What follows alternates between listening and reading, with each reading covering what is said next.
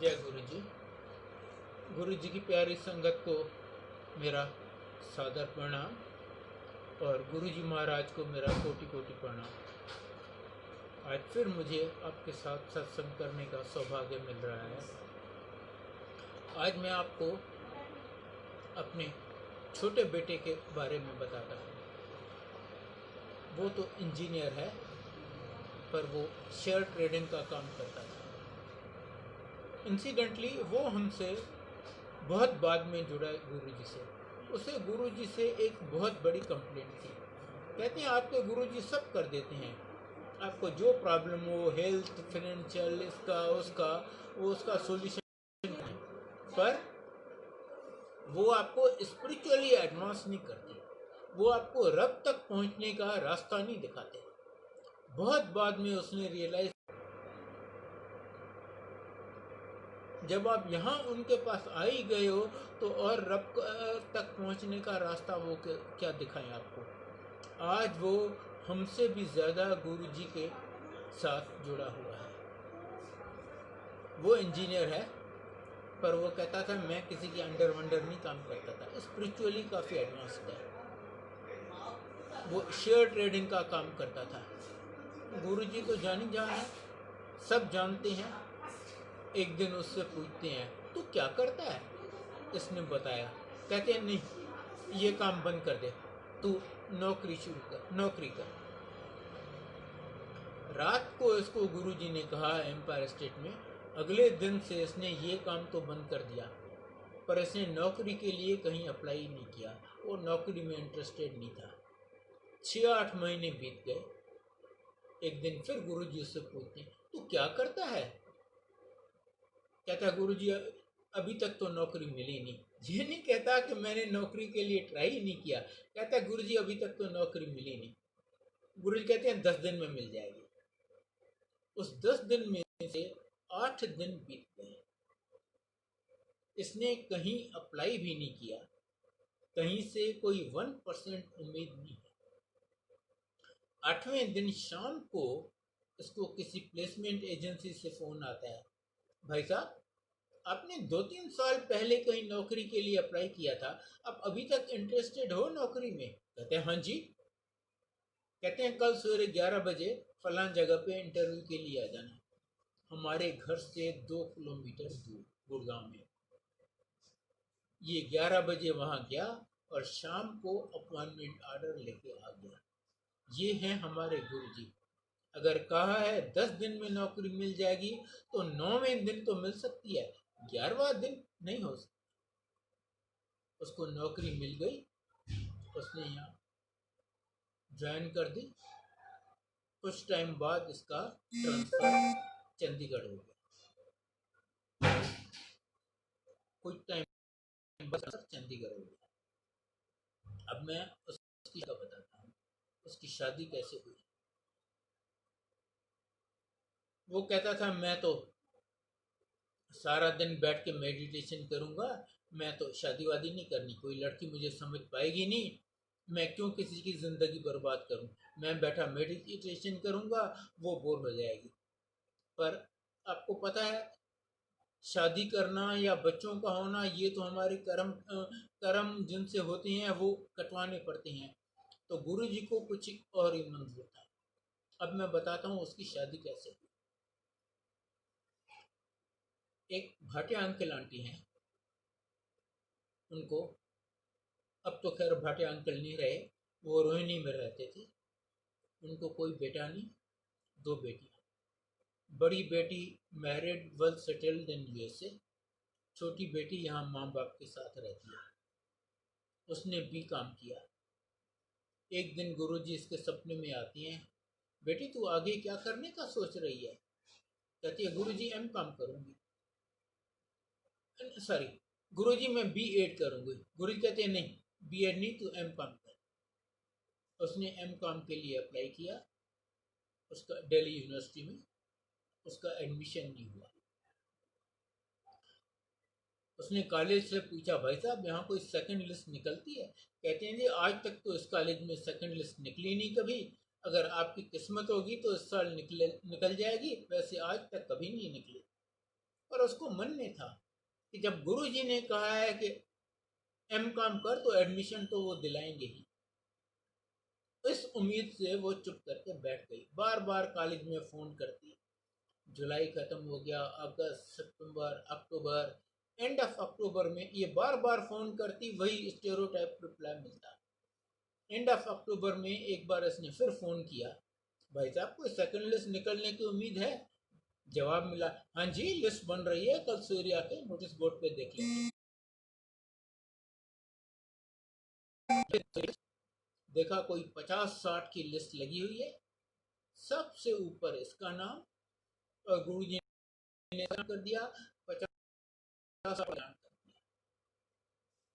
इसने वो ज्वाइन किया, एमकॉम कर लिया, और सोन इनफ गुरुजी की कृपा से इसकी नौकरी भी लग गई। एक दिन फिर गुरुजी इसके सपने में आते हैं, कहते हैं तेरी माँ ते मेरा सिर खा जाती है मेरी शादी वास्ते। उन्होंने कहा तू फिक्र ना कर, तेरी शादी मैं करवाऊंगा, तेनू हीरे वर्गा मुंडा देंगा। ये सवेरे उठी, उठ के मम्मी से पूछती है, मम्मी आप क्या गुरुजी का सिर खा जाते हो मेरी शादी के लिए? कहती है नहीं बेटी ऐसी बात तो नहीं है, पर हाँ माँ बाप को तो शादी की फिक्र होती है ना। तो कल तुम्हारे पापा और मैं तुम्हारी शादी डिस्कस कर रहे थे, तो हमने गुरुजी से अरदास की कि गुरुजी आप ही कुछ कृपा करो। कहती है ये जवाब दिया है गुरुजी ने, अब तू चुप करके बैठ जा। अब मैं बताता हूँ उसकी शादी कैसे हुई। 14 मई 2007, जिस दिन जहाँ तक मुझे पता है लास्ट टाइम गुरुजी बड़े मंदिर में आए थे, जब वो फिजिकल फॉर्म में थे। उन दोनों बड़े मंदिर में बहुत काम चल रहा था, बहुत सेवादार होते थे सारे। मैं भी था, मेरी आंटी थी, भाटिया अंकल, उनकी आंटी। हमारी जैसे सेवा खत्म हुई, जाने लगे, सामने गुरुजी देखा, अरे गुरुजी की गाड़ी आ रही है। अब वो आ रही हो तो कौन जाने का, किसका जाने का मन करेगा। हम सब भी वापस आ गए। गुरुजी फ्रंट लान में बैठे, एक पुरानी चेयर या चारपाई के ऊपर, और संगत नीचे बैठ गई। बड़े जावेल मूड में हंसी मजाक एक एक संगत से बात कर रहे हैं। कुछ देर के बाद एक सेवादार को भेजे कि जा तू भाटिया अंकल आंटी ने बुला के लिया। वो उनको, वो कहीं सेवा कर रहे थे, तो उनको बुला के लिया। बड़े खुश हुए जी, बैठे। गुरुजी ने भाटिया अंकल से बात शुरू की। बात क्या करते, सवाल भी खुद पूछते और जवाब भी खुद देते। हाँ, तो आप कहाँ, न्यू इंडिया एश्योरेंस कंपनी में काम करते थे? हाँ जी गुरुजी। वहां से वॉलंटरी रिटायरमेंट ले लिया? हाँ जी गुरुजी। ले, एक वेला मैं बैठा सी, एक और वेला आ गया। कहाँ रहते हो? रोहिणी में? हाँ जी गुरुजी। वो जो मॉल है उसके पीछे? हाँ जी गुरुजी। वो जो कोर्ट है उसके नजदीक? हाँ जी गुरुजी। लाइक दैट बातें चल रही थी। इधर एक सेवादार दूसरे को बोलता है, यार देखो ना गुरुजी इससे कैसे बातें कर रहे हैं, जैसे सालों बाद कोई दो बड़े जिगरी दोस्त मिले हों और मेमोरीज रिकॉल कर रहे हैं। यार मुझे तो 1 साल हुआ है यहाँ आए, गुरुजी ने कभी एक अक्षर मेरे से बात नहीं की। वो अंकल कहता है, इस अंकल को यहाँ आए 5 साल हुए हैं, और गुरुजी आज पहली बार इससे बात कर रहे हैं। नोट करने की बात है, पहली बार बात कर रहे हैं, पर उसके बारे में इनको सब पता है। कुछ देर के बाद एक और सेवादार को भेजे, जा तू जेठरा अंकल आंटी को बुला के लिया। हम भी आए जी, बैठे बड़े खुश। गुरुजी ने मेरे से ज़्यादा बात नहीं की, मेरे से वैसे भी वो बातचीत करते रहते थे, उस दिन ज़्यादा नहीं की। कुछ देर के बाद हमें कहते हैं भाटिया अंकल आंटी के लिए ये बहुत अच्छे लोग हैं, उन्हें कहते हैं हमारे लिए ये बहुत अच्छे लोग हैं, इनकी बेटी और इनका बेटा आपस में शादी करनी। बात, जैसे मैंने आपको बताया, बेटे का ट्रांसफर है, बेटी अभी नौकरी करती है, वो, उसकी इतनी जल्दी छुट्टी नहीं होती, वो ऑफिस में अपने बैठी है। यहाँ उनकी शादी फिक्स हो गई। भाटिया अंकल और आंटी तो बड़े खुश कि हाँ जी बेटी की शादी फिक्स हो गई है, जो उन्हें चाहिए था। हम आए घर, जाके बेटे को फोन किया, मुझे शादी नहीं करनी। हमने कहा भैया देखो, हमारी तो हिम्मत नहीं पड़ती गुरुजी से बहस करने की, पर गुरुजी ने ये शादी फिक्स कर ली है। वो जनाब वहाँ से छुट्टी लेके यहाँ आ गया गुड़गांव कि मैं गुरुजी को बोलूँगा कि नहीं जी, मुझे शादी वादी नहीं करनी। 27 मई 2007, जिस दिन लास्ट टाइम गुरुजी ने एम्पायर स्टेट में संगत की थी, जब वो फिजिकल फॉर्म में थे, संडे का दिन था। लगभग 3 बजे हमें लैंडलाइन पे फ़ोन आता है। मेरी आंटी उठाती है, पूछती है आप कौन बोल रहे हैं? मैं गुरुजी बोल रहा हूँ। हाँ जी गुरुजी। गुरुजी कहते हैं आज तुम सब लोग एम्पायर स्टेट आ जाओ। तब तक एम्पायर स्टेट में रूल हो गया था कि आप हफ्ते में एक दिन जा सकते थे, और हमारा दिन फ्राइडे था। हम फ्राइडे को होके आए थे। तो वो गुरुजी को बोलती है, गुरुजी हमारा तो फ्राइडे दिन है, हम तो परसों होके आए हैं। गुरुजी कहते हैं नहीं नहीं, आप सब लोग आ जाओ। आप, हम तो समझ गए क्यों बुला रहे हैं, कि गुरुजी ने शादी फिक्स की है और बेटा मान नहीं रहा। आज तो अच्छी खासी डांट पड़ जाएगी। खैर हम गए शाम को, वहां पर कोई बात नहीं हुई, कोई डिस्कशन नहीं हुआ। उस दिन मोतीचूर के लड्डू थे, गुरुजी ने लड्डू बांटे, सारी संगत को एक एक एक एक लड्डू दिया। मेरे बेटे को 2, भाटिया अंकल की बेटी को 2। उसके बाद अनाउंस किया, आप दोनों की शादी हो गई, आपको फेरे डालनी है तो डाल लो, नहीं डालनी तो वो भी नहीं डालो, शादी हो गई। पर उन्हें पता है ना हम कैसे लोग हैं, हम तो फेरे डालेंगे। तो कंडीशन, 25 लोग आपकी तरफ से, उससे एक ज्यादा नहीं होना चाहिए, और संगत से किसी को नहीं बुलाना। संगत को तो मैंने मिठाई बांट दी ना इनकी शादी। अब मेरे लिए, हमारे लिए इतना प्रॉब्लम हो गया। मुझे 7 भाई बहन हैं, मेरी आंटी को 4 भाई बहन, कईयों के उनमें से बेटा बहू बेटी दामाद भी हैं। अब जैसे मुझे 3 भाई हैं, 3 भाई और 4 बहनें। उनमें से 2 ब्रदर्स की उस डेट को डेथ हो चुकी थी। एक है जो दिल्ली में रहता था, वो गुरुजी को नहीं मानता था। तो मैंने उसको बोला, भैया शादी में या तुम और तुम्हारी मिसेज आएंगी या तुम्हारा बेटा बने, चारों नहीं। कहते हैं तुम्हें जरा सी भी शर्म नहीं आ रही, तुम्हारा एक भाई बचा है उसको भी ऐसे इनवाइट कर रहे हो। मैंने कहा हाँ भैया, मैं तो ऐसे इनवाइट करूंगा। फिर हमने वो शादी की। अच्छा, 4 दिन बाद गुरुजी ने ये चोला छोड़ दिया। हमने जुलाई में गुरु पूर्णिमा के दिन को शादी की, और शाम को इन लोगों ने बड़े मंदिर में आके ब्लेसिंग्स दी। अब मैं आपको इनके बच्चे का बताता हूँ। कुछ टाइम बाद इनको गुरुजी का आदेश आया कि आप अपनी फैमिली बढ़ाओ। इन्होंने प्लान किया। अब गुरुजी चाहते हो इनको बच्चा हो तो कैसे नहीं होगा। बहुत जल्दी मेरी बहू ने कंसीव किया। हमें जब वो एक्सपेक्टिंग थी, हमें गुरुजी से बहुत क्लियर इंडिकेशंस मिले कि उसको लड़का हो। हमने ओपनली अनाउंस कर दिया सबको, कोई अल्ट्रासाउंड टेस्ट है वो करवाने की ज़रूरत नहीं थी। गुरुजी कहते हैं तो वो तो होना ही है। सबको बोल दिया जी इसको बेटा होगा। यहाँ तक कि मेरी बहू ने उसकी जो सिस्टर यूएस में रहती थी उसको भी बोला, दीदी सब कपड़े लड़कों के बनाना, मुझे बेटा। डिलीवरी हुई हमारे घर के पास उमकल हॉस्पिटल है गुड़गांव में। मेरी आंटी वहाँ थी। डॉक्टर आई बाहर, पूछती है निधि चित्रा के साथ कौन है? मेरी आंटी ने कहा हाँ मैं, मुझे पता है, हाँ हाँ लड़का हुआ है। वो कहती है नहीं लड़की हुई है। ये दंग रह गए, गुरुजी की इंडिकेशन कैसे गलत हो सकती है। अनहर्ड ऑफ, अनथिंकेबल, पर कुछ कर नहीं सकते। 15-20 मिनट के अंदर भाटिया आंटी को किसी अननोन संगत का फोन आता है जिसको वो जानती नहीं है। बधाई हो, तुम्हारी बेटी को बेटी हुई है। Again she was shocked.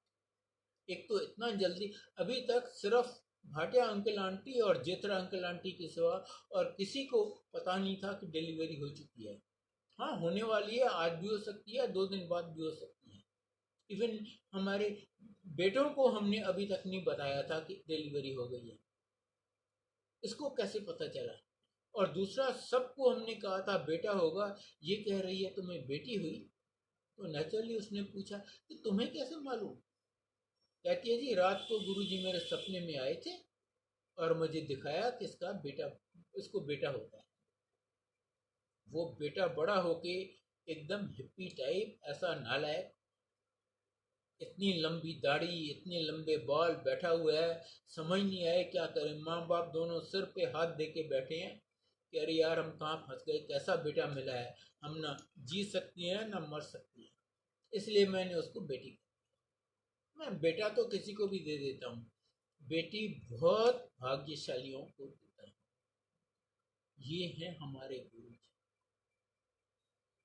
गुरु जी वो करते हैं जो हमारे लिए अच्छा हो, और उन्हें हमसे बहुत ज़्यादा पता है कि मेरे लिए क्या अच्छा है, मुझे कौन सी चीज़ कब देनी है, क्या देना है क्या नहीं देना। मैं आपके 90% कर्म मैं माफ़ कर देता हूँ, और बाकी 10% आपसे वो भी नहीं भुगते जाएंगे, वो मैं आपको भुगताऊंगा। और वो इसलिए कि आपका सब जन्मों के लिए अकाउंट क्लियर हो जाए, तभी आप मोक्ष के हकदार बन सकते हैं। इसीलिए अगर वो सुख देते हैं तो खुश होइए, वो आपको ब्लेस कर रहे हैं। अगर जो आपको चाहिए वो नहीं दे रहे, नौकरी है, प्रमोशन है, बच्चा है, कोर्ट केस है, और कोई भी प्रॉब्लम है, वो नहीं सॉल्व कर रहे, आपको प्रॉब्लम में रख रहे हैं, आपको तकलीफ दे रहे हैं, वो भी उनका शुक्रिया अदा कीजिए। वो आपके कर्म कटवा रहे हैं, आपको मोक्ष का हकदार बनवा रहे हैं। इसीलिए शब्द आता है, सुख होवे दुख होवे सदा शुक्र मनावा। उन्हें कुछ भी देने में देर नहीं लगती, मुश्किल नहीं होता है। पर वो कहते हैं मैं आपको वो नहीं देता जो आपको चाहिए, जो आपको अच्छा लगता है, मैं वो देता हूँ जो आपके लिए अच्छा होता है। और उन्हें मुझसे बहुत ज़्यादा पता है कि मेरे लिए क्या अच्छा है, मुझे कौन सी चीज़ कब देनी है। मैं इसका एक छोटा सा एग्जांपल आपको देता हूँ। ईयर 2000, मेरा जो सबसे छोटा भाई था, वो 50 का भी नहीं था, उसको निमोनिया हुआ था। निमोनिया तो बहुत छोटी सी बीमारी है, आराम से लोग ठीक हो जाते हैं। उन दिनों में हम गुरु जी से बात करते थे, उनको बताते थे। मैंने गुरु जी को बताया, गुरु जी मेरे छोटे भाई को निमोनिया हुआ है। कहती है उन्हें जान दे। मैं ऐसा चुप हो गया, समझ। मैंने कहा मेरे बेटे को इतना लाइलाज कैंसर हुआ था, गुरुजी ने उसको सिर्फ कल्याण गीता कह के कैंसर ठीक हो गया, इसको छोटा सा निमोनिया हुआ है, गुरुजी कहते हैं उसको जाने दे।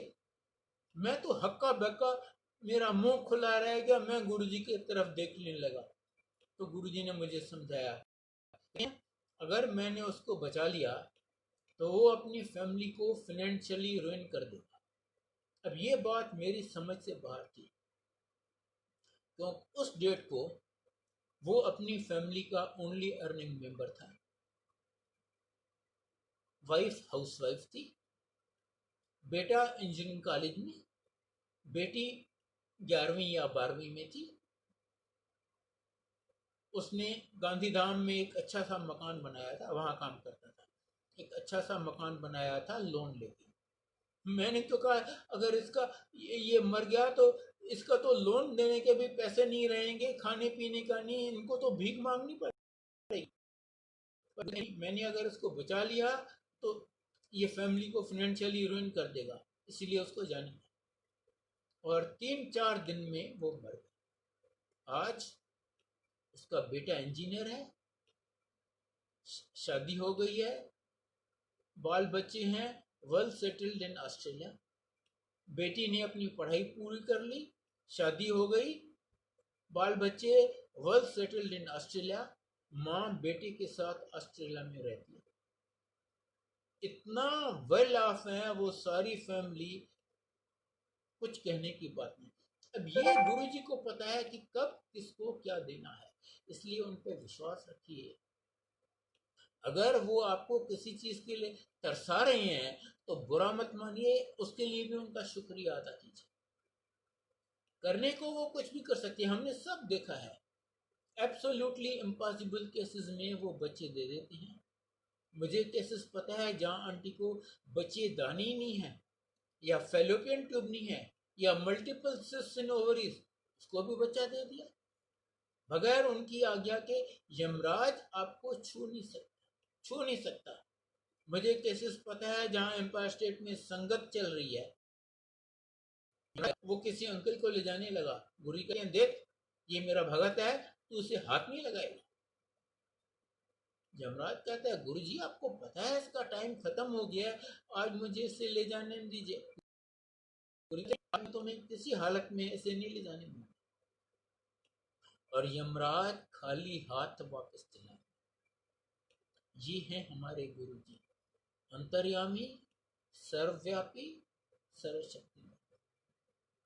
वो आपके मन की हर बात, आपके पास प्रेजेंट और फ्यूचर जन्मों का सब जानते हैं, इसलिए उनको कुछ बताने की जरूरत नहीं है, उनसे कुछ मांगने की जरूरत नहीं है।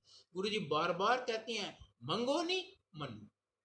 मैं आपको मांगने का भी बताता हूँ कि आपको क्यों नहीं मांगना चाहिए। 3 रीजंस। नंबर 1, जो आप चीज मांग के लेते हो वो टेम्पररी होती है, वो परमानेंट नहीं होती, वो आपके पास हमेशा नहीं रहेगी, कुछ देर के बाद आपको वो वापस करनी पड़ेगी। दूसरा, जब आप मांगेंगे आप अपनी हैसियत, अपनी औकात के हिसाब से मांगेंगे। वो देंगे तो अपनी हैसियत से। कहाँ उनकी हैसियत, कहाँ मेरी हैसियत, जमीन आसमान का फर्क है। और तीसरा और मोस्ट इम्पॉर्टेंट, आपको पता ही नहीं कि जो आप मांग रहे हैं उनसे वो आपके लिए अच्छा भी है या नहीं है, पर गुरुजी सब जानते हैं। जैसे मैंने आपको अभी अपने भाई के का केस बताया, छोटे भाई का, इसलिए उन पे छोड़ दीजिए। गुरुजी बार बार कहते हैं मंगो नहीं मनो। यूं ब्लेसिंग्स लुटाती हैं, हम बहुत जल्दी रियलाइज करते हैं अरे हमारी झोली बहुत छोटी है, उनके हाथ बहुत बड़े हैं। बस आपको 2-3 काम करने हैं। नंबर 1, आइए इधर बड़े मंदिर में, ऑफ कोर्स आजकल कोविड की वजह से वो बंद है, या फिर उनके किसी सत्संग में। दूसरा, जब आप यहाँ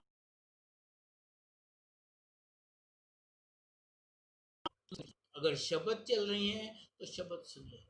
किसी ने गुरुजी को कहा गुरुजी हमें तो इतनी पंजाबी आती नहीं है, ये शब्द हमारी समझ में तो आते नहीं है। गुरुजी कहते हैं तेरे को समझने को किसने कहा है, मैंने तो सुनिए। तो अगर आपको समझ नहीं भी आ रहे तो भी सिर्फ सुनिए।